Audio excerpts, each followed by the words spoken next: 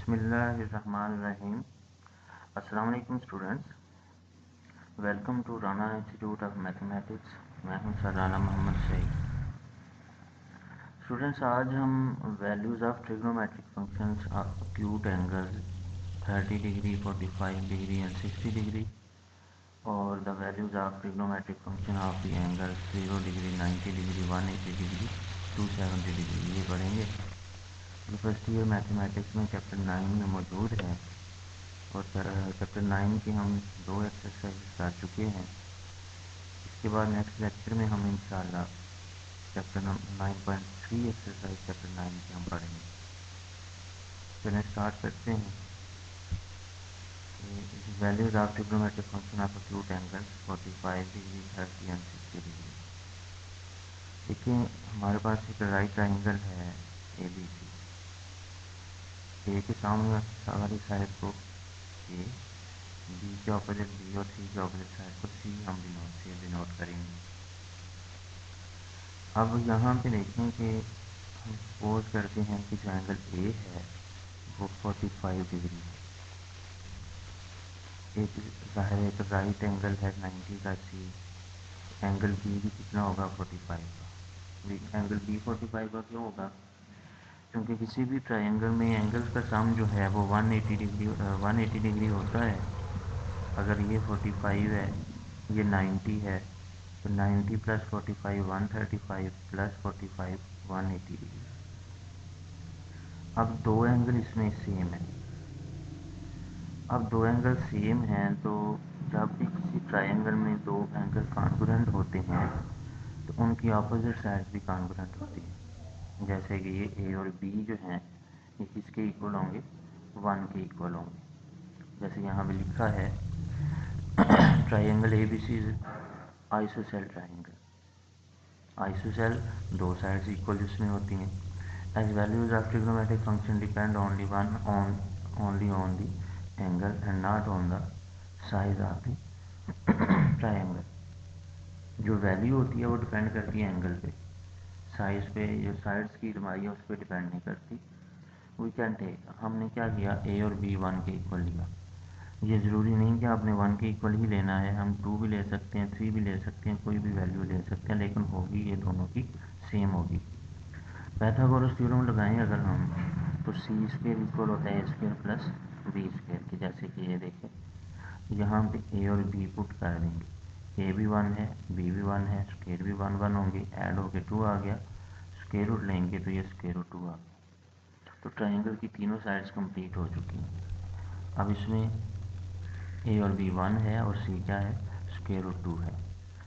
अब हम अगर साइन की वैल्यू देखें तो साइन होता है परपेंडिकुलर ओवर हाइपोटेन्यूज, तो 1 by square root 2, cos base over hypotenuse यानी 1 बाय स्क्वायर रूट 2, और tan क्या होगा, परपेंडिकुलर ओवर बेस यानी 1 ओवर 1 1 के इक्वल।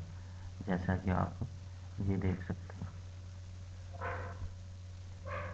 कि साइन 45 ए ओवर सी यानी 1 by square root 2, cos 45 B over C यानी 1 बाई स्क्वायर रूट 2, और tan 45 ए ओवर बी यानी 1। अब जो कोसिकेंट है वो 1 ओवर साइन होता है तो स्क्वायर रूट 2 बनेगा। सीकेंट 1 बाई कॉस होता है तो वो स्क्वायर रूट 2 बनेगा। कॉट 1 ओवर tan होता है तो 1 ओवर 1 1 के इक्वल होगा। अब हम चलते हैं कि जब एंगल 30 डिग्री का होगा, एंगल ए 30 का, सी 90 का, तो अंडरस्टूड बात है कि 90 प्लस 30 120, तो फिर बी कितने का होगा, 60 डिग्री का होगा। लेकिन यहाँ पे एक बात काबिल गौर है कि किसी राइट ट्रायंगल में जब एक एंगल 30 डिग्री का होता है तो जो 30 डिग्री की अपोजिट साइड होती है वो हाइपोटेन्यूज का हाफ होती है। हम कंसीडर करते हैं कि हाइपोटेन्यूज सी जो है वो 2 है, तो ए फिर क्या होगा 1, क्योंकि 30 के ऑपोजिट 1 है, ए साइड है। अब यहाँ पे देखें कि ज़रूरी नहीं कि आप C2 लेंगे। अगर आप C2 4 लेते हैं ये 2 ले लेंगे, C5 लेते हैं ये 2.5 ले लेंगे, मतलब C के हिसाब से A आएगा। अब दो साइड्स हमारे पास हैं, हमने तीसरी साइड पहले फाइंड करनी है। फिर यहाँ पे पाइथागोरस थ्योरम हम यूज़ करेंगे तो हमने b फाइंड करना है, तो बी स्क्वायर किसके इक्वल हो जाएगा, सी स्क्वायर माइनस ए स्क्वायर। सी चूँकि 2 है तो सी का स्क्वायर कितना होगा 4, ए 1 है, 1 का स्क्वायर 1 होगा, 4 माइनस 1 3, तो बी स्क्वायर 3 आएगा, स्क्वायर रूट लेके बी की वैल्यू क्या आ जाएगी, स्क्वायर रूट 3। अब उसके बाद हमें ए बी सी तीनों की वैल्यूज मिल चुकी है। अगर हम ए की बात करें तो वो परपेंडिकुलर ओवर हाइपोटेन्यूज यानी sine theta, perpendicular over hypotenuse होगा यानी 1/2। जब एंगल कौन सा होगा 30 का, 30 पे फिर साइन की value 1/2, cos base over hypotenuse square root 3/2, tan perpendicular over base 1/√2। 3 आ गए। कोसेकेंट जो है वो 1/sin होता है तो वो 2 आ जाएगा, सीकेंट 1/cos होता है तो वो 2/√3, और cot 1/tan होता है तो वो √3 बनेगा इसका उलट। अब हम देखेंगे कि अगर यही एंगल 60 का होगा तो ये एंगल कितने का होगा, फिर 30 का होगा। ठीक है, जैसे कि ये देखें, ये 60 है तो ये 30 होगा, तो 30 के ऑपोजिट साइड फिर क्या है 1 और सी क्या है 2। अब ए बी 1 हो गया। अब ए हमने फाइंड किया उसी तरह पाइथागोरस थ्योरम से, तो वो कितना आया √3। अब यहाँ पे हम वैल्यू फाइंड करेंगे यूजिंग ट्राइंगल ऑफ फिगर 3, यानी ये फिगर 3 के ट्राइंगल में ए √3 है, बी 1 है और सी 2 है। अब ये एंगल हमारा ये परपेंडिकुलर हो गया, ये बेस और ये हाइपोटेन्यूज। अब साइन परपेंडिकुलर ओवर हाइपोटेन्यूज होता है यानी √3/2, कॉस बेस ओवर हाइपोटेन्यूज यानी 1/2, और tan परपेंडिकुलर ओवर बेस यानी √3/1 √3 आएगा। तीनों इसके उलट कोसेकेंट 1/sin, सीकेंट 1/cos और cot 1/tan के इक्वल। तो ये थी 30, 45 और 60 पे वैल्यूज। अब हम चलते हैं कि जब एंगल क्या होंगे 0 डिग्री, 90, 180, 270 और 360 डिग्री। फर्स्ट ऑफ ऑल हम 0 की बात करते हैं। जब एंगल 0 होगा, ये देखें कि ओ पी हमारे पास क्या है, सपोज किया ये 1 है, बेसिकली एंगल 0 है। तो जो राइट ट्राइंगल हमने पढ़ी थी ये इस तरह से देखिएगा ज़रा कि ये ऐसे बनती है, लेकिन इसमें जो परपेंडिकुलर है वो 0 है, यानी ये 1 और परपेंडिकुलर 0। और अगर हम इसमें इसको प्लेन में देखें तो ये वाली साइड जो है वो x है और इस एक्सिस पे y क्या होता है 0। यहाँ पे देखें x1 और y0। आप ये 1 के अलावा और भी कुछ ले सकते हैं 2, 3, 4, लेकिन y0 ही होगा। लेकिन अगर ये 1 है तो r की वैल्यू भी 1 ही आएगी, 2 होगा तो r की वैल्यू 2 आएगी, x3 होगा तो r की वैल्यू 3, क्योंकि r की वैल्यू क्या होती है √x² प्लस y²। ये पिछले लेक्चर्स में बता चुका हूँ। तो यहाँ पे x और y पुट करेंगे तो x 1 होगा, y 0 होगा, तो ये √1 1 के इक्वल आ जाएगा। अब साइन क्या होगा परपेंडिकुलर, परपेंडिकुलर यहाँ पे y है, बेस यहाँ पे जो है ना वो x है और हाइपोटेन्यूज r है। तो साइन परपेंडिकुलर ओवर हाइपोटेन्यूज यानी 0/1 यानी y/1 होगा, तो 0 आ जाएगा। काज बेस ओवर हाइपोटेन्यूज 1/1 यानी 1 आ जाएगा, और tan परपेंडिकुलर ओवर बेस यानी 0/1 1 के इक्वल। बाकी जो कोसेकेंट है वो 1/sin होता है, तो 1/0 के अनडिफाइंड होता है यानी इन्फिनिटी आप कह सकते हैं। सीकेंट 0 पे 1/cos होगा और ये 1 के इक्वल ही होगा, और cot 1/tan यानी 1/0 ये भी अनडिफाइंड होगा।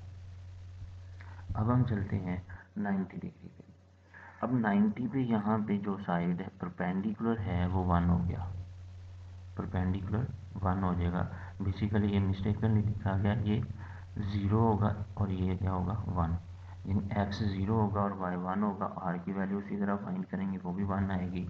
अब 90 पे साइन की वैल्यू यानी y/r यानी 1/1 1 के इक्वल, cos की 90 पे x/r यानी 0/1 यानी 0 के इक्वल, और tan 90 पे y/x यानी 1/0 अनडिफाइंड होगा। इसी तरह ये इसके उलट होंगे, कोसेकेंट 1 आ जाएगा, सीकेंट जो है वो 1/0 अनडिफाइंड होगा, और cot जो है वो 0/1 क्या होगा 0। ठीक है जी। अब चलते हैं 180 पे। 180 पे जाएंगे तो जाहिर है ये ओरिजिन से ओ पी इस साइड पे चला गया, तो यहाँ पे x नेगेटिव होगा, -1 और y 0। r की वैल्यू इसमें भी 1 ही होगी, और इसी तरह से हम ये वैल्यूज़ फाइंड कर सकते हैं। साइन y/0 यानी 0/1 0, कॉज x/1 यानी -1/1 -1, tan y/x यानी 0/-1 0। तो कोसेकेंट जो है वो 1/0 अनडिफाइंड, सीकेंट 1/-1 -1, और कॉट x/y यानी 1/0 0 होगा, यानी -1/0 है ये अनडिफाइंड होगा। अब 270 की अगर बात करते हैं तो 270 में ये फॉर्म बनेगी, इसमें x 0 और y -1 होगा, ठीक है, r वही। तो इसमें साइन फाइंड करेंगे तो -1/1 -1, कॉस 0/1 यानी 0, और tan -1/0, तो अनडिफाइंड होगा। कोसेकेंट r/y यानी 1/-1 -1, जबकि सीकेंट की वैल्यू r/x यानी 1/0 अनडिफाइंड हो जाएगी, और कोसेकेंट की वैल्यू x/y यानी 0/-1 0 होगी। तो इस तरह से आप, जिस तरह हमने 30, 45 और 60 के लिए पढ़ा, उसी तरह से हमने इनको भी देखना है, ठीक है। तो इंशाल्लाह नेक्स्ट लेक्चर में हम एक्सरसाइज 9.3 स्टार्ट करेंगे। तो अगले लेक्चर तक के लिए जो है ना, आपको अल्लाह हाफ़िज़।